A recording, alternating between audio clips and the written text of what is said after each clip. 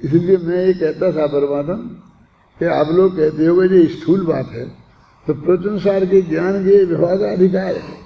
पहले ज्ञान तत्व प्रज्ञापन अधिकार हो गया, वो अपने आप में सर्वज्ञता की बात है ना, तो कितना कठिन है प्रकरण। फिर दूसरा ज्ञेय तत्व प्रज्ञापन अधिकार हो गया, तो जिसमें उत्पाद व द्रव्य द्रव्य गुण पर्याय की बात है, तो वो अपने आप में जटिल कठिन सब्जेक्ट है। और उसके बाद फिर भी कहते शरीर में नहीं हूँ, कि तुमने इतनी बातें हमारे लिए शरीर में नहीं हूँ जो हमने पैदा होते ही सुन लिया था। अपने घरों में तो चलता ही है ना, वे भजन चलते रहते हैं, माताएं गाती रहती हैं, वे 2-2 वर्ष के बच्चे भी सुनते रहते हैं, वे भी ऐसी बातें करते रहते हैं। जो थोड़े भी धर्मात्मा घर हैं, शुद्ध सात्विक वृत्ति वाले घर हैं, उनमें तो ऐसा होता है ना। अब प्रत्युसार में फिर वही उन्हीं से भेद विज्ञान की बात करते हैं। अब एक बात मैं कहता हूँ इसके लिए कि ये छोटा नहीं है सब्जेक्ट। क्यों कि जब भी सम्यक दर्शन होगा तो जिन जिन से भेद विज्ञान जरूरी है उन सभी से भेद विज्ञान होकर होगा ना। जैसे केवल ज्ञान से भेद विज्ञान आपको हो गया तो देह से नहीं करना पड़ेगा, स्त्री पुत्र आदि से भेद विज्ञान नहीं करना पड़ेगा। केवल ज्ञान तो अपना नहीं रहेगा और स्त्री अपनी बनी रहेगी,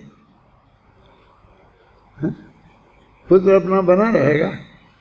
मैंने इनसे भी जरूरत है कि नहीं है। जिस दिन हम सम्यक दर्शन होने के बाद सम्यक चारित्र प्रकट होगा ना, बोलते सम्यक ज्ञानी हुए बहुहृदय चारित्र लीजिए, तो उस दिन केवल ज्ञान को छोड़ोगे कि सम्यक दर्शन को छोड़ोगे कि स्त्री पुत्र आदि को छोड़ोगे कि देह से ममता छोड़ोगे।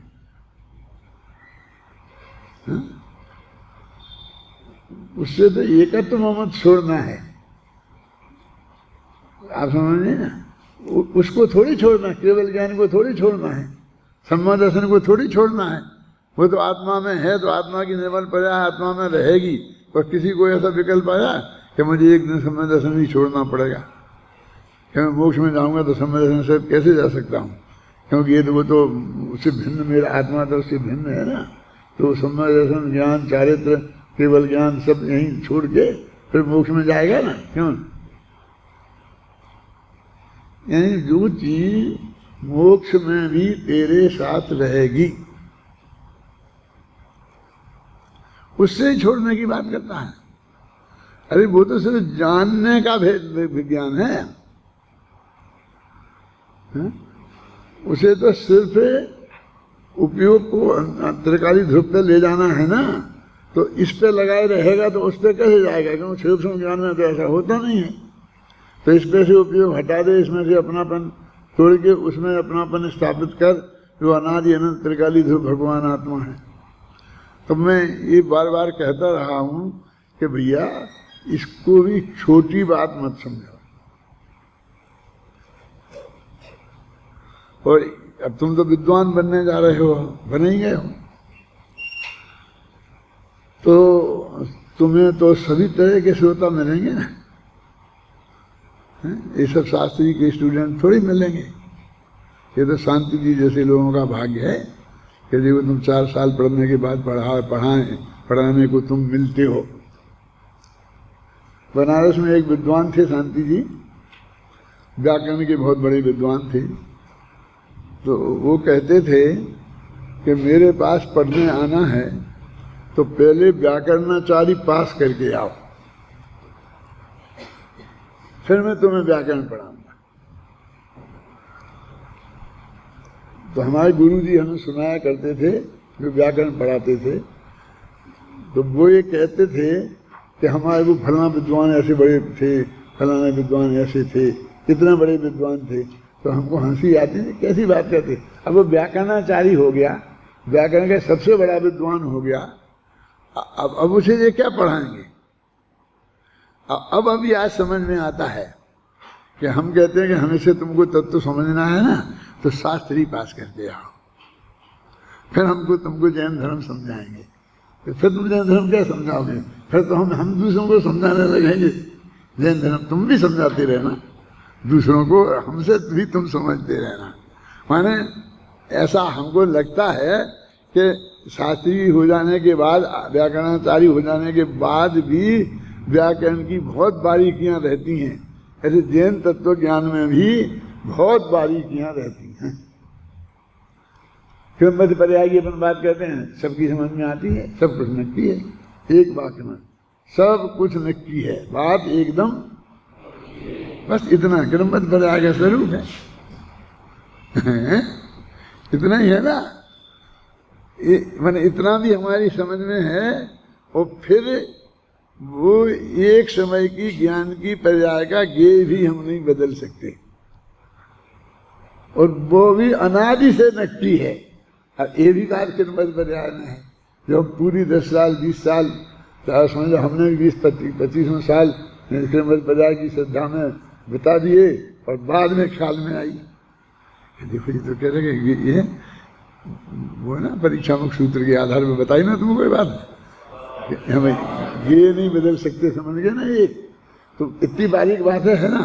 वो शास्त्र, जिस शास्त्री पास हो जाए और तब तक ये बात ख्याल में नहीं आए, तो उसे फिर ये बात समझने की जरूरत है ना।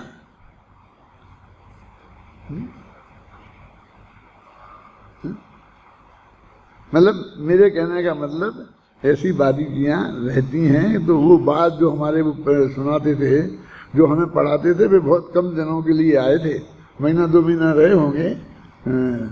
उनका नाम था शंभूनाथ त्रिपाठी, ब्राह्मण थे। 7 तीर्थ पास किए थे उनने, 7 तीर्थ और 5 विषयों में आचार्य, तो पंचाचार्य 7 तीर्थ, शंभूनाथ त्रिपाठी उनका नाम है। क्या वे कभी कोई किताब में उठाते नहीं थे पढ़ाने के लिए, बस वैसे वैसे बोलते चले जाते थे, जो भी पढ़ाना हो वो विषय बराबर बोलते चले जाते थे। वैसे शाम को आराम करने की मूड में अकेली धोती पहने, ये सब बनियान बने, पर गर्मी के दिन होते थे तो बनियान ही पुसाती थी, तो अपनी खटिया पे लेट जाते थे, और लड़की बगल में बैठे रहते थे 2-4, और वे बोलते रहते थे, व्याकरण के सूत्र समझाते रहते थे, ये बोलते रहते थे, बताते रहते थे। तो हम लोग आपको सब याद है, आपको सब याद है बोलते थे, तो वो उनकी बताते थे, उनके गुरुजी के जो व्याकरणाचार्य पास हो जाने वाले आते हैं, उन्हें वे पढ़ाते हैं सब। अब वो जो मजा जो उस वक्त का था पढ़ने पढ़ाने का, गुरु शिष्य का, अब वो मजा नहीं है तुमको। अब तो तुमको सब अप टू डेट घोड़े बन के, घोड़ा कस के जाते ना, उसमें बैठ के तो पूरी तरह से लगाम लगा करके ऐसे ही चलना पड़ता है। अब तो ड्रेस में आओ, इसमें आओ, ये आओ। हम तो अपने अब जमाने में ऐसे ही पढ़े, गुरुजी ने भी बनियान खोल दी और हमने भी बनियान खोल दी। अभी लेते पढ़ा रहे हैं, तो पढ़ रहे हैं क्या न, हमें किताब खोलना है। उस जमाने में उजीले की व्यवस्था ही नहीं थी। जब पढ़ते थे हम लोग तो एक दीपक जला लेते थे, बीच में लालटेन, एक लालटेन बीच में रख लेते, 6 विद्यार्थियों को एक लालटेन मिलती थी, तो बीच में चौकी पे वो रख दी, और 6 विद्यार्थी एक कमरे में रहते थे, वो उसे चारों तरफ बैठ गए और उससे पढ़ते थे। और उसमें भी तेल भी नाप के मिलता था, उसमें 2 घंटे से ज़्यादा नहीं पढ़ सकते थे। 2 घंटे से ज़्यादा जलाएंगे तो वो तेल नहीं मिलेगा, फिर तेल अलग से बाजार से खरीद के लाना पड़ेगा। संस्था से 2 घंटे का जले इतना तेल मिलता था लालटेन में। जैसे मान लो 3 दिन में इधर भर के दे देंगे बस वो, और फिर आप पढ़ो। तो उजाले की व्यवस्था ही नहीं थी, तो फिर तो रात में ज़्यादा पढ़ना होगा तो ऐसे ही पढ़ना पड़ेगा ना। एक पंक्ति पढ़ ली कि ना हम पौगल मइयो ना ते मया पौगला कया पिंडम, फिर बस घूम रहे हैं, बोल रहे ना हम पौगल मइयो, 5-7 दफे बोली तो गाथा याद हो गई, फिर आगे गाथा बोलने लगी। मतलब 2 दफे नहीं देखते थे, उसमें एक ही दफे देखते थे, और बाकी चलते चलते ऐसे बैठते पढ़ते रहते थे। उसी पंक्ति को दोहराते रहते थे जिसको जितनी दोहरानी है। अब आजकल तो पढ़ना मरना भी बहुत ज़्यादा हो गया, और आजकल वो तुम्हारे क्या आ गया है, क्या बोलते हैं उनको, तुम्हारे इतने छोटे छोटे से वो मोबाइल, और उसमें से आँखें गड़ा करके तुम्हारी आंखें कितने दिन चलेंगी? हमारी तो अभी 84 वर्ष तक चल रही है, 83 वर्ष तक, तुम्हारी चलेंगी इतने दिनों में?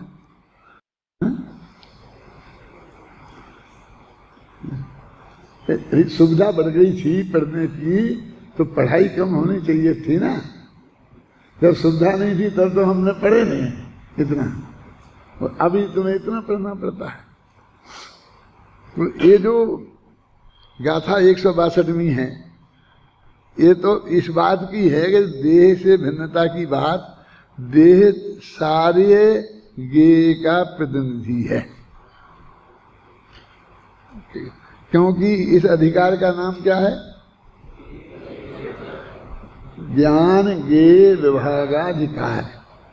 ज्ञान माने अपना भगवान आत्मा, वो भी ज्ञेय है, उसकी बात यहाँ नहीं करते अभी।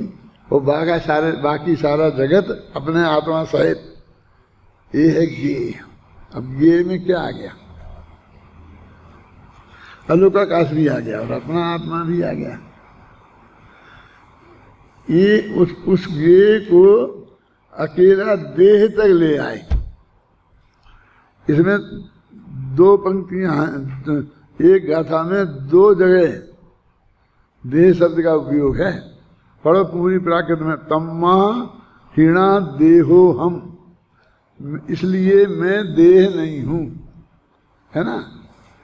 देहो हम है ना, अहम अहम मतलब तम्मा माने इसलिए, तस्मात मैं देह नहीं हूं।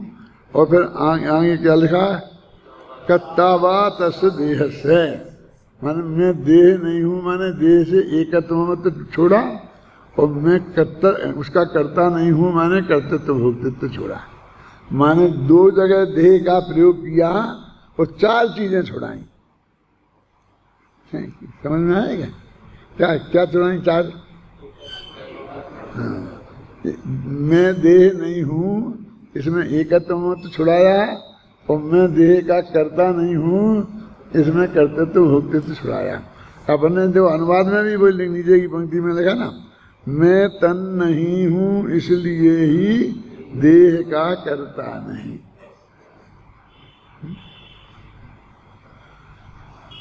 माने देह ज्ञेय का प्रतिनिधि हो गया ना, क्योंकि अधिकार का नाम का क्या बताता है कि हमारा उद्देश्य क्या है, कि हम ज्ञेय अलग है और ज्ञान अलग है, ये समझाएंगे। तब तो उसका नाम है ना ज्ञान ज्ञेय विभागाधिकार है। अब हम ये करें कि देह माने आकाश, देह माने धर्म, देह माने अलौकिक है, तो तुम कहाँ है? जितना आता है डिक्शनरी, कौन सी डिक्शनरी में लिखा है? क्यों है? लेकिन इसमें से निकल रहा है कि इस डिक्शनरी में से निकला कि नहीं निकला है? क्योंकि हम वहां देह को प्रतिनिधि के रूप में याद कर रहे, अकेली देह को देह नहीं गिनना, समस्त ज्ञेय हैं उसको देह के रूप में हम यहाँ पर ग्रहण कर रहे हैं। देखो अब मैं टीका पढ़ता हूं। जिसका प्रकरण चल रहा है ऐसा यह शरीर, देखो आ गया ना, जिसका प्रकरण चल रहा है, इसका मतलब पिछली गाथाओं में देह से ही भेद विज्ञान करा रहे होंगे ना, है? ये संस्कृत में लिखा ना, यद एतत् प्रकरणम निर्धारितम, यहाँ जो अपने प्रकरण से ही निर्धारित है, कि तुम किसकी बात कर रहे हो, तो नाम तो बताना चाहिए, है? कर्ता नहीं है, भोक्ता नहीं है, कौन नहीं है, हैं? तो अपन कहेंगे आत्मा नहीं है, कौन है? देह का कर्ता देह है, ऐसा नहीं ना। ऐसा जिसका प्रकरण चल रहा है ऐसा यह शरीर पुद्गल द्रव्यात्मक पर द्रव्य है। ये पर द्रव्य तो है ही, लेकिन पर द्रव्य तो धर्म धर्म है, लेकिन ये पुद्गल द्रव्यात्मक, पुद्गल द्रव्य से बना हुआ पर द्रव्य है। क्योंकि देखो जब हमें शरीर, मैं पंडित हुकुमचंद बोलता हूँ तो इसमें शरीर और आत्मा दोनों शामिल हैं, लेकिन जब मैं इसे शरीर बोलता हूँ तब आत्मा शामिल नहीं है।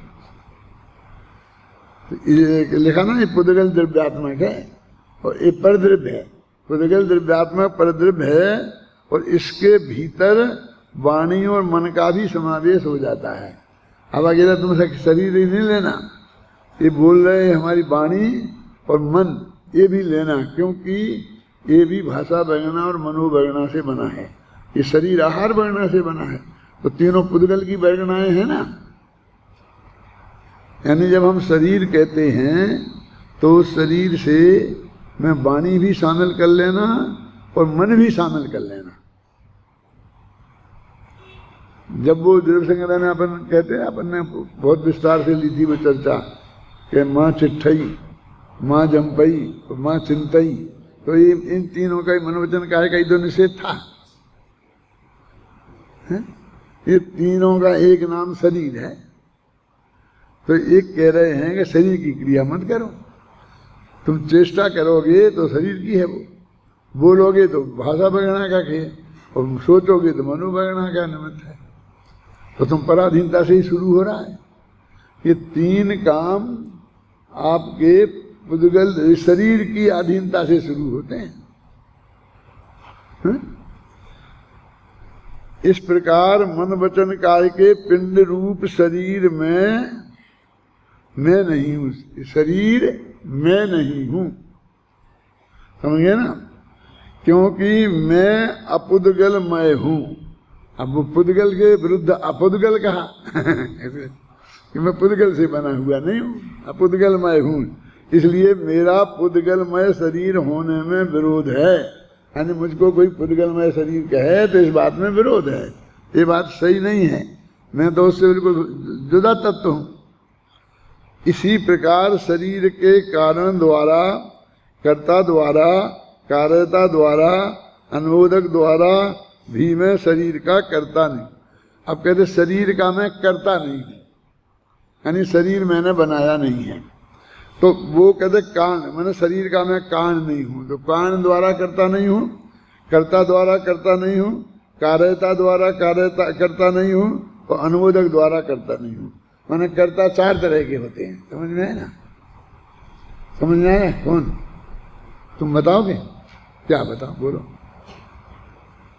कारण के द्वारा करता नहीं हूं, फिर मैं स्वयं करता हूं, ऐसा करता नहीं, हाँ, फिर मैं किसी से कराने वाला वो करता भी नहीं, और कोई करे उसकी मैं बोलना तो हाँ, जन्म करने का जगत में काम होता है ना, तो अमर मैंने किया ऐसा भी बोलते हैं, फिर मैंने कराया, हमने नौकरी, तो हम इसको भी कर, उसका भी हम करते तो अपने माथे पर लेते हैं ना।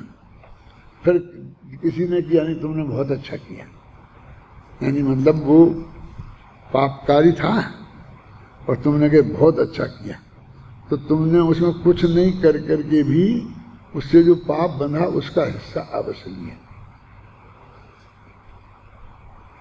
समझ में, बहुत खतरनाक बात कह रहा हूं।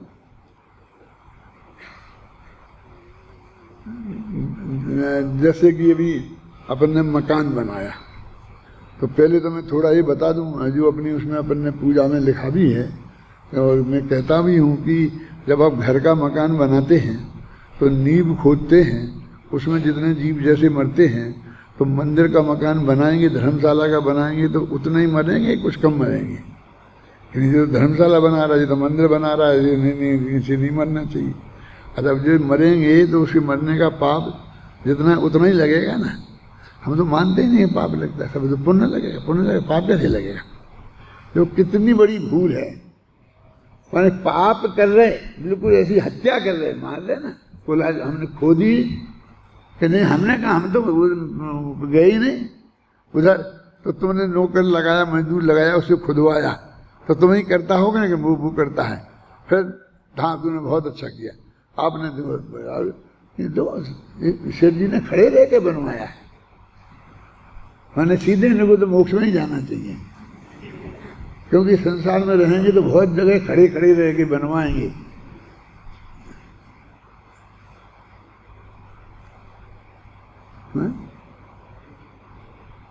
तो एक तो वो अनुमंता भी करता होगा ना, कार्यता अनुमंता, ये सब कर्ता के रूप ही हैं, और हम इसको तो पाप ही नहीं समझते हैं। हम नहीं, बहुत अच्छा, बहुत अच्छा, बहुत अच्छा, काय का बहुत अच्छा, बिल्डिंग जैसी बनी, काय का अच्छा, काय, और जबरदस्ती मैंने जितना उसने वो तो भोगेगा उसमें रह करके, समझे ना।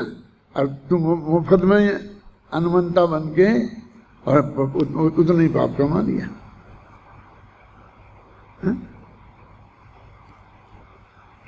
और यदि अपन नहीं कहें तो कैलाश जी ये क्या है रूखा पंडित, जितने लोग आते हैं कितनी प्रशंसा करते हैं, कितनी प्रशंसा करते हैं। और देखो, और इसके मुंह से दो शब्द ही नहीं निकलते। अब जबरदस्ती तुम्हारी उसमें अनुमंता बन जाए, क्यों बन जाए? और तुम गृहस्थ बन जाओ, मुझे ज्यादा तो मुनिराज बन जाते हैं।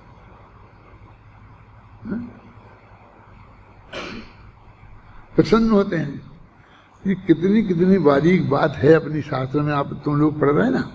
और वे ऐसे ऐसे बस उसको धोखा देते हैं। हमने नहीं किया, हमने तो सिर्फ प्रेरणा दी।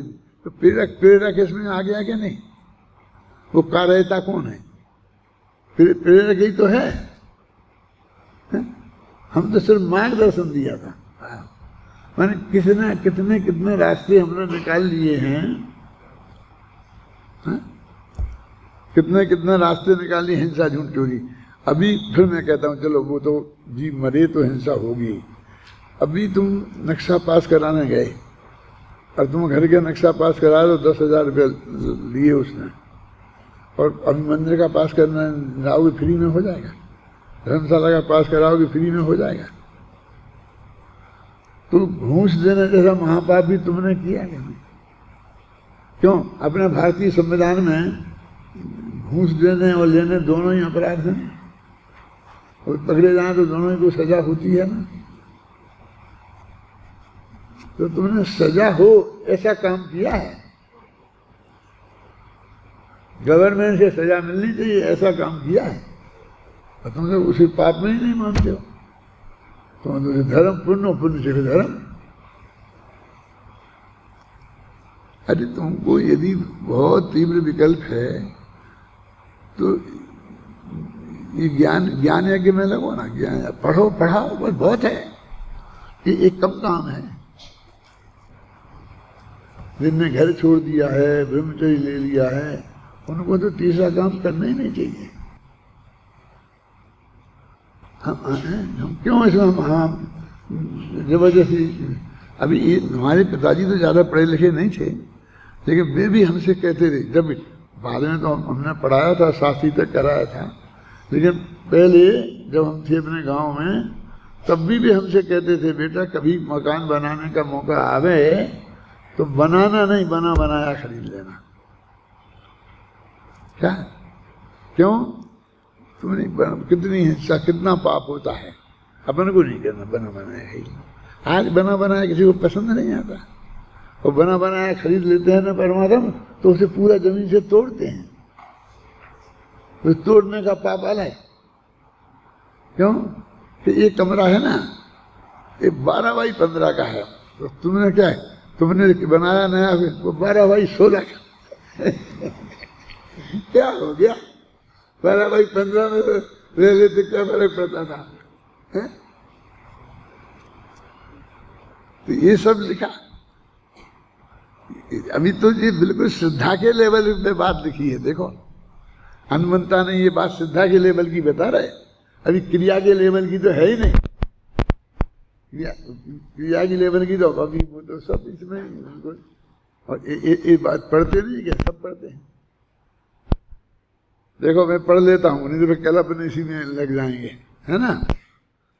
इस शरीर, इस प्रकार शरीर के कारण द्वारा, कर्ता द्वारा, कार्यता द्वारा और अनुमोदक द्वारा भी मैं शरीर का कर्ता नहीं हूँ। माने मैं ना अनुमोद ना करूंगा ना मैं, सबका एक साथ त्याग हुआ ना। क्योंकि अनेक परमाणु द्रव्यों के एक पिंड रूप परिणाम का अकर्ता मैं तो कहते एक परमाणु के पिंड का अकर्ता हूं। मैं अनेक परमाणु द्रव्यों के एक पिंड रूप पर्याय रूप परिणामात्मक शरीर का मेरे कर्ता रूप होने का सर्वथा विरोध है। माने बिल्कुल मैं शरीर की क्रिया का कुछ भी करता नहीं हूँ। तुम कहते हो कि मेरी आज्ञा के बिना पलक नहीं झमकती है, उंगली नहीं हिलती है, और ये कहता है मैंने इसमें कुछ नहीं किया। ये उंगली हिली तो मेरी श्रद्धा के हिसाब से मैंने नहीं हिलाई, अपने आप हिली। इसलिए नहीं कि यदि मैं हिला सकता होता तो हिलाता, नहीं, हिला सकता होता तो भी नहीं हिलाता। ये तो भाग्य की बात है कि मैं हिला नहीं सकता।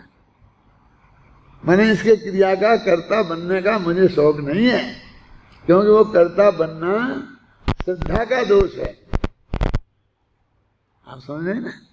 ये जो मैंने हिलाया, अच्छा अच्छा लगी, ठीक, तो ये अनुमोदक, ये तो अनुमोदक हुआ तू, लेकिन तू तो करता ही नहीं है। इस देहादि की क्रिया का मैं करता नहीं हूँ, तो इसीलिए कैसी बात करते हो? फिर तो बिल्कुल सब ऐसे ही अकड़ के रह जाएंगे, सब ऐसे कोई हिलाएगा ही नहीं, ऐसे हैं क्या समझ में? ऐसा ऐसा बोलता, लेकिन वस्तु का स्वरूप ऐसा है, ऐसा ही है। ये बात इस भाषण में गाथा में गई, कहता सर्वथा विरोध है। देखो बस और एक आध दो पंक्तियां लिखी होगी पीछे। समय हो गया मुझे मालूम है, लेकिन मैं वो आज इस गाथा को निपटाना चाहता हूँ। इस गाथा और इसकी टीका में मात्र यही कहा गया है कि आत्मा और शरीर भिन्न भिन्न पदार्थ हैं। यह भगवान आत्मा शरीर का ना तो करता है, ना कारण है, ना कार्यता है, ना अनुमंता ही है। उद्गल परमाणुओं से बना यह शरीर स्वयं परिणमनशील है और अपने परिणमन का कर्ता स्वयं है। इसी प्रकार भगवान आत्मा भी स्वयं परिणमनशील पदार्थ है। इस कारण भी वह अपने परिणमन का कर्ता स्वयं है, ना तो परिद्रव्य उसके कर्ता हैं और ना वह शरीर आदि परिद्रव्यों का कर्ता है।